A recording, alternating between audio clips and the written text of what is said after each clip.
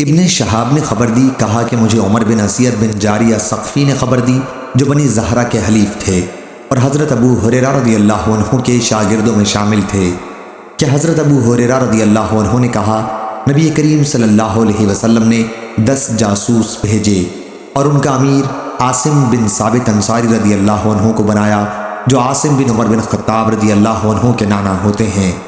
جب یہ لوگ عصفان اور مکے کے درمیان مقام ہدیٰ پر پہنچے تو بنی حزیل کے ایک قبیلے کو ان کے آنے کی اطلاع مل گئی۔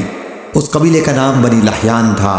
اس کے 100 تیر انداز ان صحابہ رضی اللہ عنہم کی تلاش میں نکلے اور ان کے نشان قدم کے اندازے پر چلنے لگے۔ آخر اس جگہ پہنچ گئے جہاں بیٹھ کر ان صحابہ رضی اللہ عنہم نے کھجور کھائی تھی۔ انہوں نے کہا کہ یہ یثرب مدینہ کی کھجور کی گٹھلیاں ہیں۔ اب پھر وہ ان کے نشان قدم کے اندازے پر چلنے لگے۔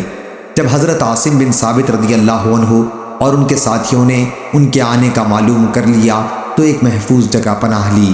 قبیلے والوں نے انہیں اپنے گھیرے میں لے لیا اور کہا کہ نیچے اتر آؤ اور ہماری پناہ خود قبول کر لو، تو تم سے ہم وعدہ کرتے ہیں کہ تمہارے کسی آدمی کو بھی ہم قتل نہیں کریں گے۔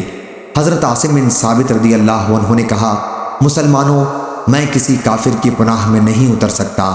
پھر انہوں نے دعا کی، اے اللہ ہمارے حالات کی خبر اپنے نبی صلی اللہ علیہ وسلم کو کر دے۔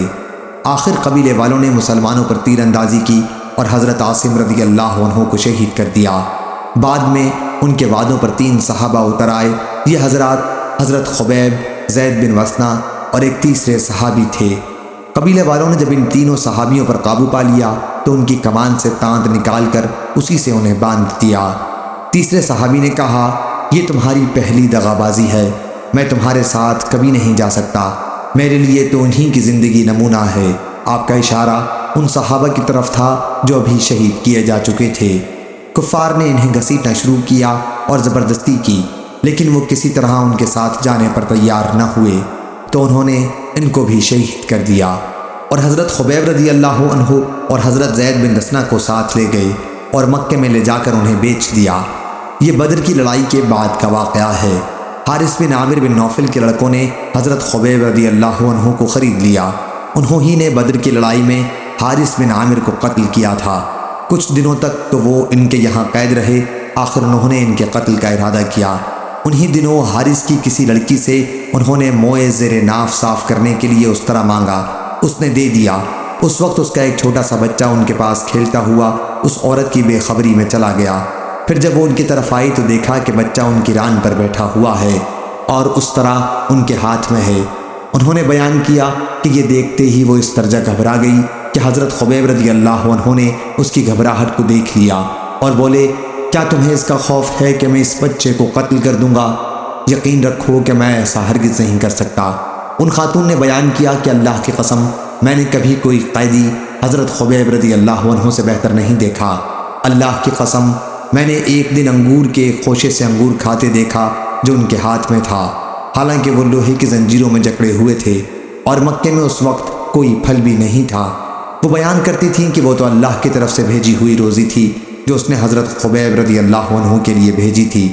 پھر بنو حارثہ انہیں قتل کرنے کے لیے حرم سے باہر لے جانے لگے تو خبیب رضی اللہ عنہ نے ان سے کہا کہ مجھے 2 رکعت نماز پڑھنے کی اجازت دے دو۔ انہوں نے اس کی اجازت دی تو انہوں نے 2 رکعت نماز پڑھی اور فرمایا اللہ کی قسم اگر تمہیں یہ خیال نہ ہونے لگتا کہ میں پریشانی کی وجہ سے دیر تک نماز پڑھ رہا ہوں تو اور زیادہ دیر تک پڑھتا۔ پھر انہوں نے دعا کی کہ اے اللہ ان میں سے ہر ایک کو الگ الگ ہلاک کر اور ایک کو بھی باقی نہ چھوڑ، اور یہ اشعار پڑھے جب میں اسلام پر قتل کیا جا رہا ہوں تو مجھے کوئی پرواہ نہیں کہ اللہ کی راہ میں مجھے کس پہلو پر پچھاڑا جائے گا، اور یہ تو صرف اللہ کی رضا حاصل کرنے کے لیے ہے۔ اگر وہ چاہے گا تو میرے جسم کے ایک ایک جوڑ پر ثواب عطا فرمائے گا۔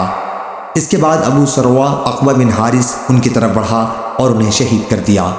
حضرت خبیب رضی اللہ عنہ نے اپنے عمل حسنہ سے ہر اس مسلمان کے لیے جسے قید کر کے قتل کیا جائے قتل سے پہلے 2 رکعت نماز کی سنت قائم کی ہے۔ ادھر